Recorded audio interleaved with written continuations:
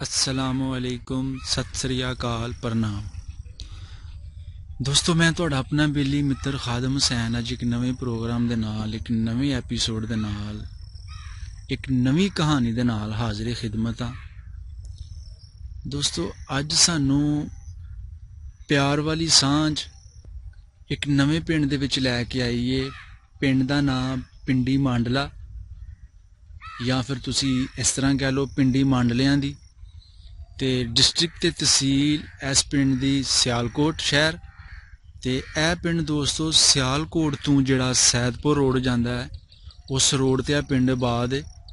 ते पिंडी मांडलियां दे विच जिहड़ी इस टाइम आबादी है, वो तुसी कह लो कि 3 हिस्से वो लोग ने जिहड़े इंडिया तो माइग्रेट करके ते पाकिस्तान दे विच पहुंचे।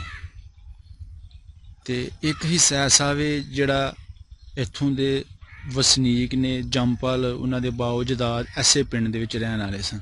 ज़्यादा लोग, अक्सरीयत लोग जिला जम्मू तो बिलोंग करते हैं। तो बाकी असी बाबा जी होरां नाल गलबात करने ते तुहानूं उन्हां दी गलबात सुनाने। 1947 दा सफ़र उन्हां दा किस तरह दा सी, केड़े केड़े जख्म, केड़े केड़े फट उन्हां ने अपने सीनियां ते खाधे, असी बाबा जी होरां कोल पुछने आ उन्हां दा सफ़र। आओ जी बाबा जी दा 1947 दा वो सफ़र सुनने ते उन्हां नाल गलबात करने। अस्सलाम वालेकुम बाबा जी। वालेकुम सलाम। की हाल है? ठीक ठाक हो? शुक्र है ज़ात दा जेड़ा वक्त लंघे जी। अच्छा बाबा जी, की नाम है अपना? मोहम्मद शरीफ।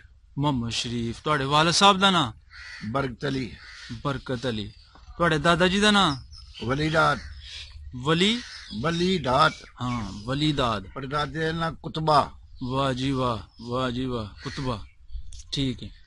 अच्छा बाबा जी, केड़े पिंड विच तुसी बैठे हो इस टाइम? इस टाइम असी पिंडी मांडलियां च बैठे थे। पिंडी मांडलियां। पिंडी मांडले ते तहसील ते जिला? तहसील जिला सियालकोट। तहसील ते जिला सियालकोट। अच्छा बाबा जी, तुहाडे वालिद साहब दा की कारोबार सी? वो जिमी दी दार सी ते मेरा परदादा कुतबा भी लंबरदार सी, वलीदात भी लंबरदार सी, अगों मेरा प्यो भी लंबरदार सी उस पिंड दा। अच्छा, जिस पिंड दे विच असी उठ के इत्थे आए हैं। सही है। अच्छा बाबा जी, 1947 वेले तुहाडी उम्र किन्नी सी? 18 साल। 18 साल। वाह जी वाह, इहदा मतलब तुहानूं सारियां गल्लां याद ने, चेते ने। ठीक है। ते ऐ बाबा जी तुसीं दस सकदे हो तुहाडा रकबा किन्ना सी? साडा रकबा सी 10 किले मौजूद, जड़ा साडे नां सी एक। अच्छा। 10 किले शामलाट सी एक। ओ सानू 10 किलियां दा इंतकाल गवर्नमेंट ना उस वक्त हिंदुआं दे राज दे विच साडा हो गया सी। 70 किले रकबा बनदा सी। ठीक है, 70 कमा तुहाडा टोटल रकबा बनदा सी। ठीक है। अच्छा बाबा जी, पिछला पिंड जिहड़ा तुहाडा ओहदा नाम दसो। फतेहपुर सलारियां दा। फतेहपुर सलैरियां दा। ते जिला केड़ा लगदा सी इनू? साडा जिला जम्मू सी। ठीक। तहसील नवां शहर सिंह मबीरपुरा। वाह जी वाह, नवां शहर सिंह मुबीनपुरा। सिंह मबीरपुरा। ठीक है। अच्छा बाबा जी, फतेहपुर सलैरियां पिंड तुसीं दस्सिया, एहदे जेहड़े दुआले दे पिंड सन उन्हां दे नाम दसो। एक बामना दा फतेहपुर सी। ਉਹ ਬਾਹਮਣਾ ਦਾ ਸੀ, ਫਤਿਹਪੁਰ ਸੀ। अच्छा, फतेहपुर बामणा दा मतलब हिंदू बरादरी उत्थे रहिंदी सी। हिंदू।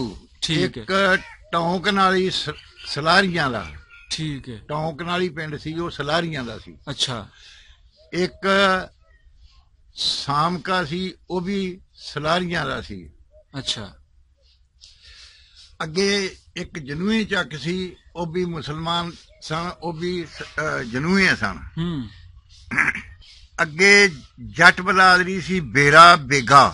जट बरादरी ओ मुसलमान सन? मुसलमान सन। अच्छा। बेरा बेगा। बेड़ा बेगा। चंदू चक लइयां। चंदू चक लइयां। रंगपुर। वाह जी वाह। बासपुर। वाह। मोटे संदे। ये पिंड सन। लंगड़े वाली हिंदुआं दा। ਅੱਛਾ ਅੱਛਾ, ਲੰਗੜੇ ਵਾਲੀ ਹਿੰਦੂ ਬਰਾਦਰੀ ਦਾ ਸੀ। ਹਿੰਦੂ ਬਰਾਦਰੀ ਇਹ ਸਾਡੇ ਤੋਂ ਚੜ੍ਹਦੀ ਤਰਫ ਸਨ। ਅੱਛਾ ਅੱਛਾ ਜਿਹੜੇ ਫਤਿਹਪੁਰ ਬਾਹਮਣਾ ਦਾ ਸੀ ਉਹ ਸਾਡੇ ਤੋਂ ਚੜ੍ਹਦੇ ਤੇ ਲਹਿੰਦੇ ਦੀ ਚੜ੍ਹਦੇ ਤੇ ਪਹਾੜ ਦੀ ਗੁੱਠ ਤੇ ਸਨ।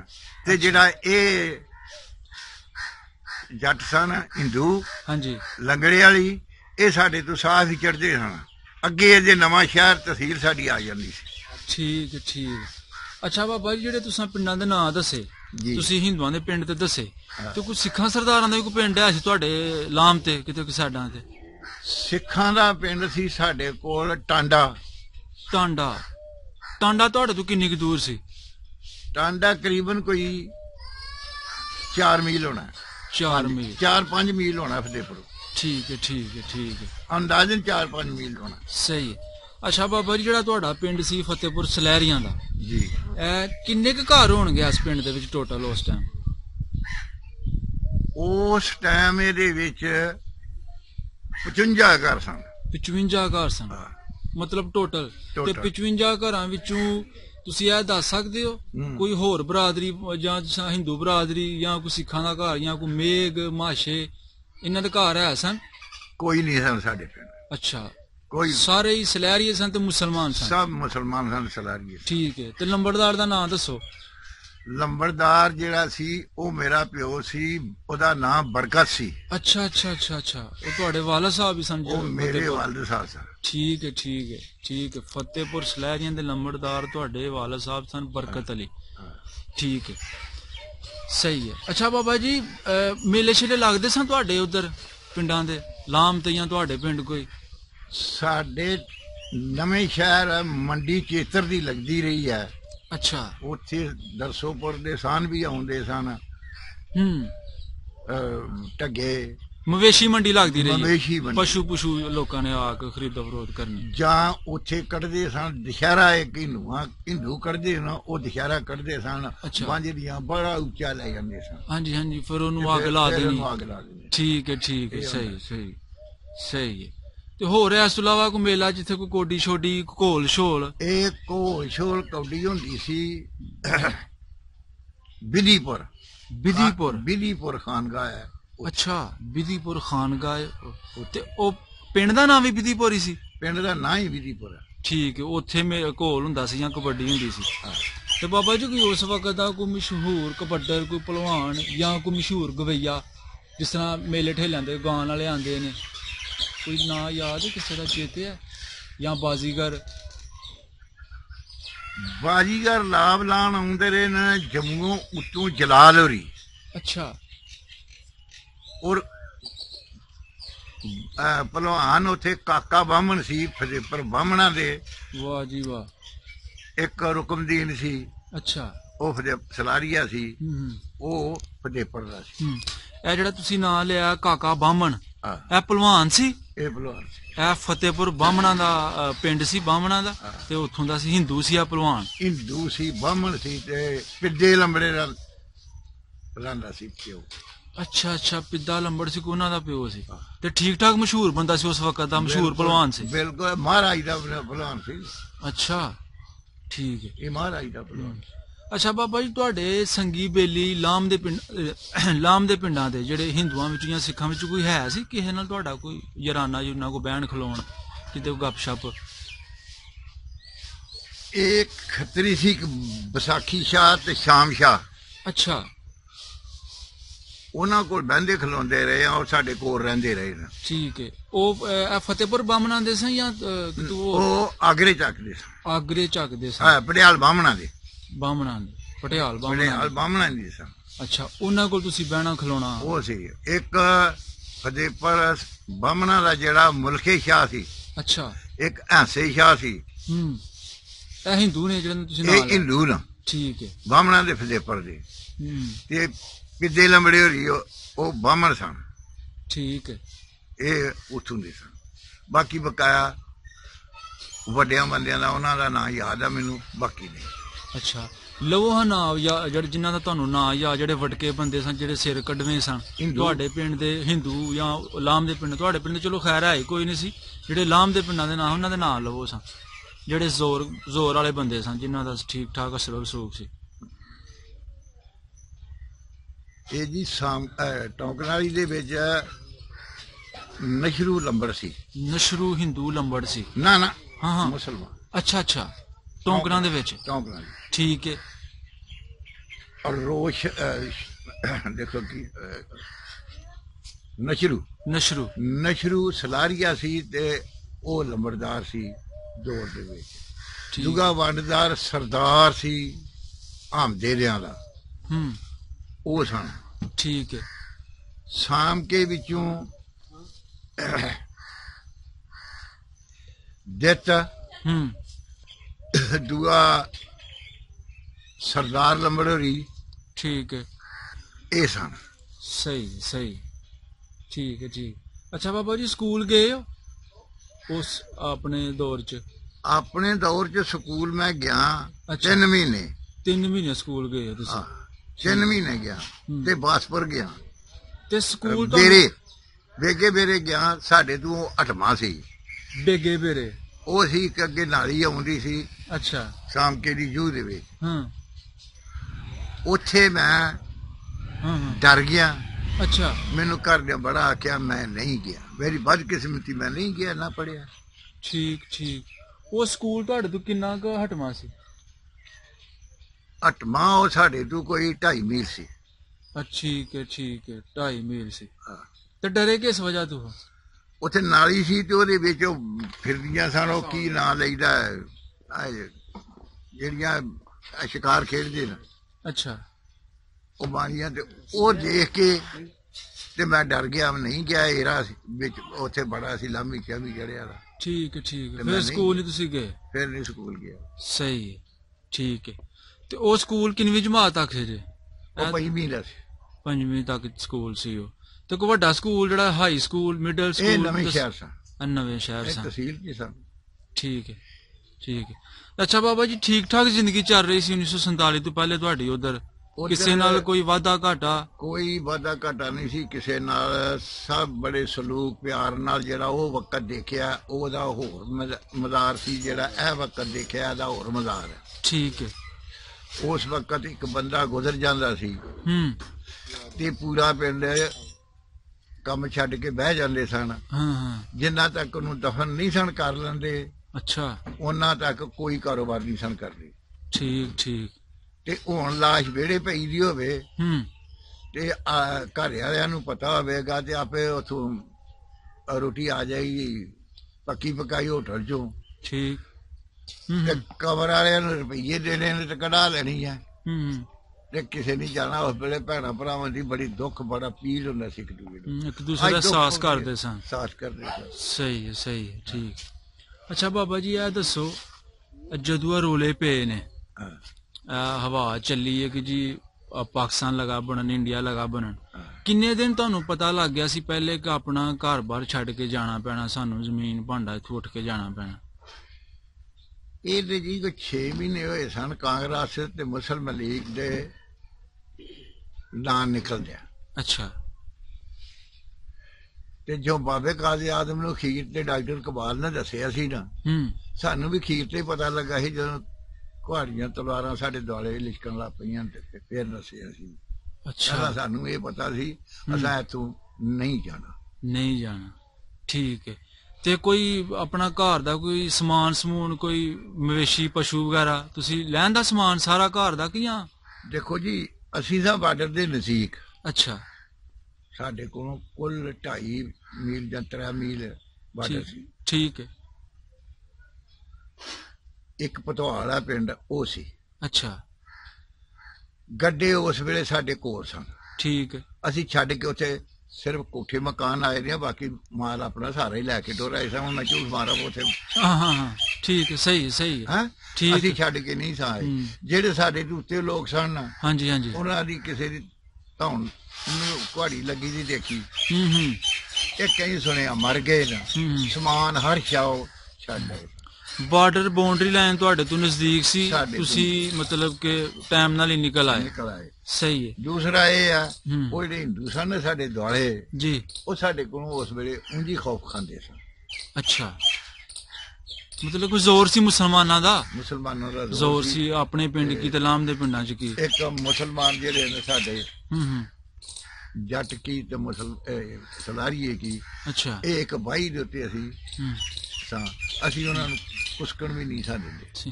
ਅੱਛਾ ਬਾਬਾ ਜੀ, ਜਦੋਂ ਤੁਸੀਂ ਨਿਕਲੇ ਹੋ ਆਪਣੇ ਪਿੰਡੋਂ, ਘਰ ਬਾਰ ਸਾਰਾ ਕੁਝ ਸਮਾਨ ਸਮੂਨ ਲੈ ਕੇ ਆਪਣਾ ਦੇਸ਼ ਛੱਡਣ ਲੱਗੇ ਹੋ ਤੁਸੀਂ, ਤੇ ਰਾਹ 'ਚ ਕੋਈ ਤੁਹਾਡੇ ਨਾਲ ਕੋਈ ਹਮਲਾ ਕੋਈ ਜੱਥਾ ਜੁੱਥਾ ਤੁਹਾਡੇ ਤੇ ਕੋਈ ਪਿਆ ਹੈ, ਜਾਂ ਰਾਹ 'ਚ ਤੁਸੀਂ ਕਿੱਥੇ ਕਿੱਥੇ ਕਤਲੋਗਾਰਤ ਵੇਖੀ?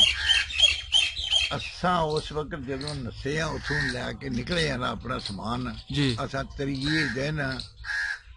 ਤਰੇ ਦਿਨ ਸਮਾਨ ਨੂੰ ਢੋਂਦਿਆਂ ਲਾਸ਼ੜੇ ਨੇ ਜਿਹੜੇ ਸਾਡੇ ਤੋਂ ਪਿੱਛੇ ਲੋਕ ਸਨ ਉਹ ਛੱਡ ਕੇ ਨਸੀ ਆਉਂਦੇ ਸਨ।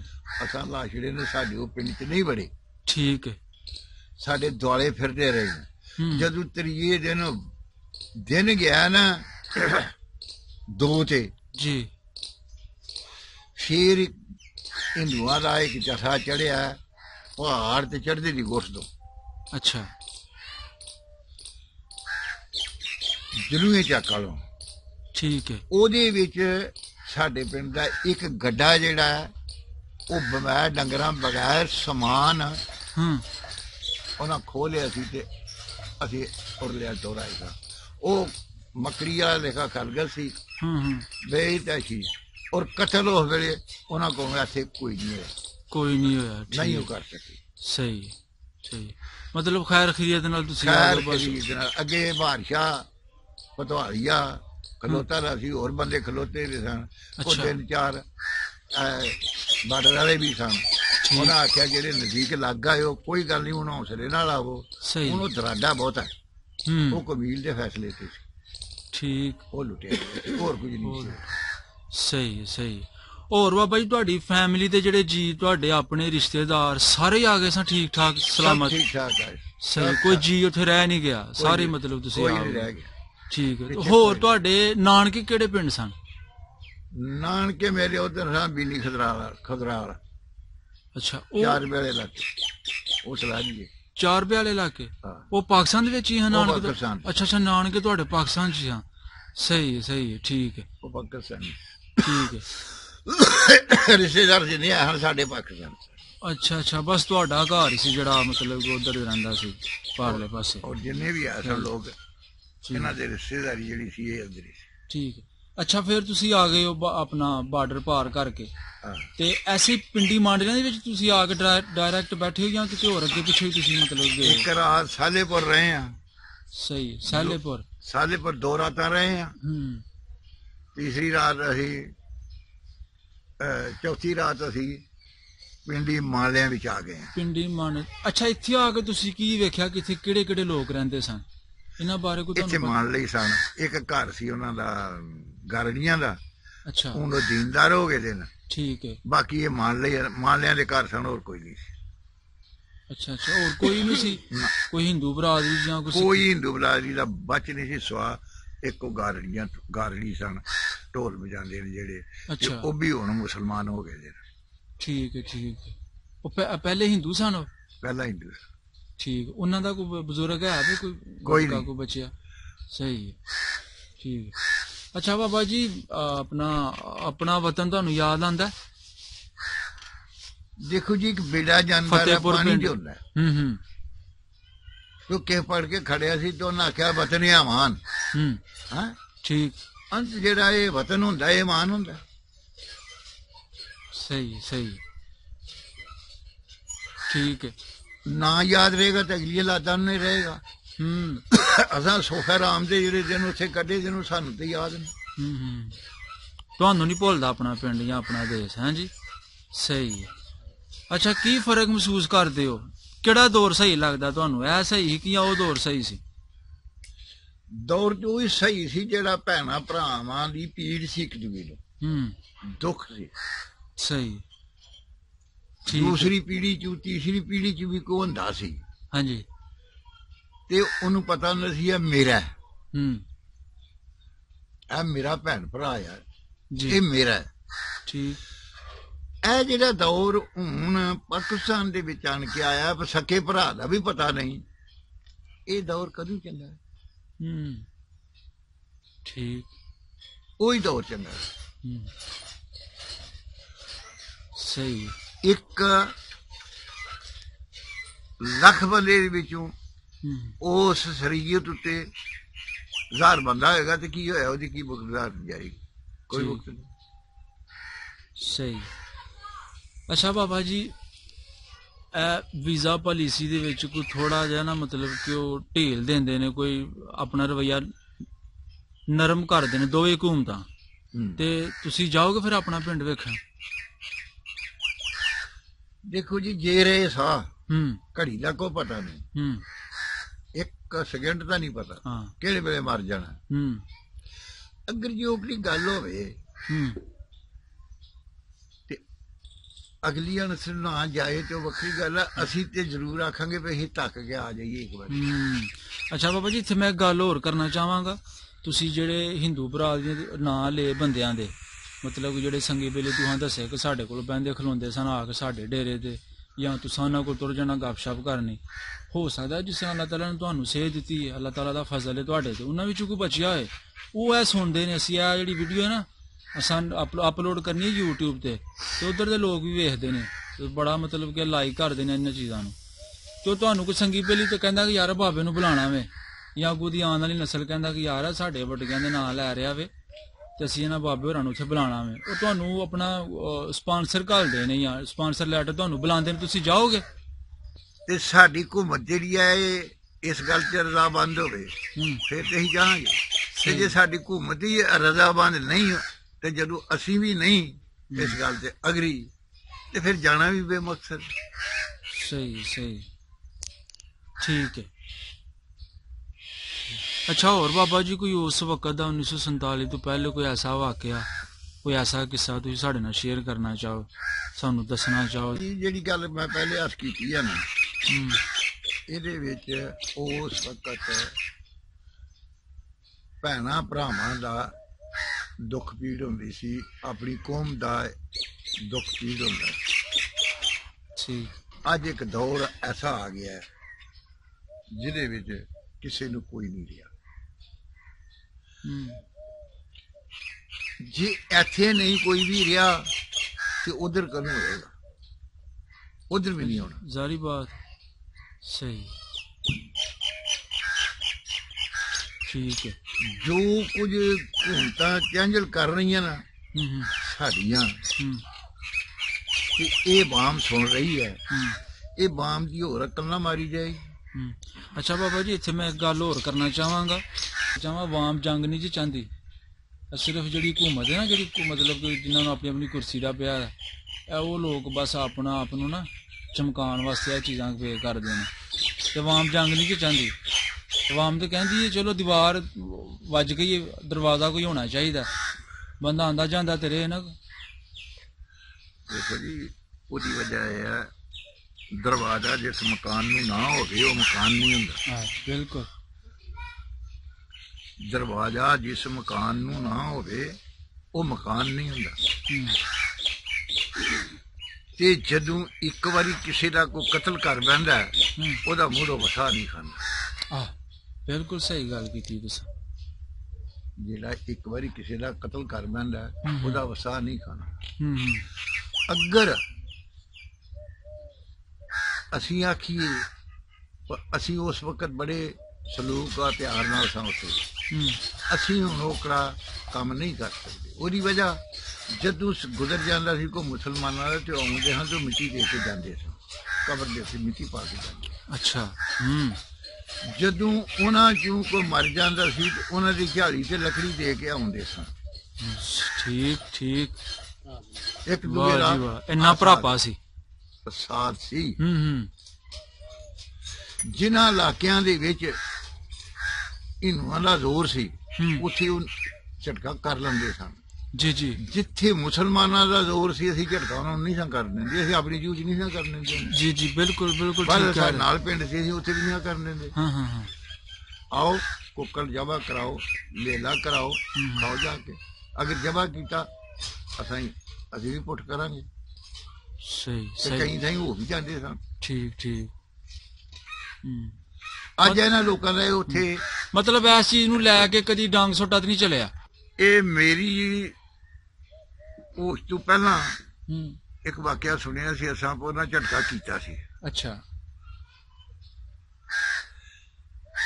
ਸਾਡੇ ਚਾਚਾ ਸੀ ਇੱਕ ਸਾਡਾ, ਉਹ 4:30 ਦਾ ਹੀ ਜੰਗਲ ਦੇ ਵਿੱਚ ਪਿਆ ਜਾਣ, ਠੀਕ, ਉੱਥੇ ਉਹਨਾਂ ਝਟਕਾ ਕੀਤਾ ਸੀ। ਸਹੀ। ਇਹਨਾਂ ਨੂੰ ਲੱਗਾ, ਪਤਾ ਆਇਆ ਪਿੰਡ ਆਣ ਕੇ ਦੱਸਿਆ, ਇਹਨਾਂ ਨੂੰ ਕੋਈ 2 ਮਣ ਦੀ ਬੱਚੀ ਲੈ ਕੇ ਨਾ ਡੇਰੀਆਂ ਉਹਨਾਂ ਦੇ ਵਿਚਕਾਰ ਜਗ੍ਹਾ ਕਰ ਦਿੱਤੀ ਸੀ। ਫਿਰ ਉੱਥੇ ਬੜਾ ਉਸ ਵੇਲੇ ਕੇਸ ਚੱਲਿਆ। ਇਹ ਮੇਰੀ ਹੋਸ਼ ਤੋਂ ਪਹਿਲਾਂ ਮੈਂ ਸੁਣੀ ਨਹੀਂ ਗਿਆ। ਅੱਛਾ। ਖੀਰ ਮਹਾਰਾਜ ਆਇਆ, ਉਹਨੇ ਆਖਿਆ ਜੀ ਤੁਹਾਡਾ ਨੂੰ ਇਸ ਗੱਲ ਦੀ ਮਾਫੀ, ਤੁਸੀਂ ਝੜਕਾ ਨਾ ਕਰਿਓ ਇਹਨਾਂ ਦੇ ਇੱਥੇ, ਭਾਈ ਤੁਸੀਂ ਗਊਆ ਤਿਆਰੀ ਕਰੋ। ਸਹੀ ਸਹੀ। ਕੋਈ 20-25 ਦਿਨ ਫਿਰ ਸਮਝੌਤਾ ਹੋ ਗਿਆ। ਇਹ ਹੋਇਆ। ਠੀਕ, ਠੀਕ ਹੈ ਬਾਬਾ ਜੀ, ਤੁਹਾਡੇ ਨਾਲ ਗੱਲਬਾਤ ਕਰਕੇ ਬੜਾ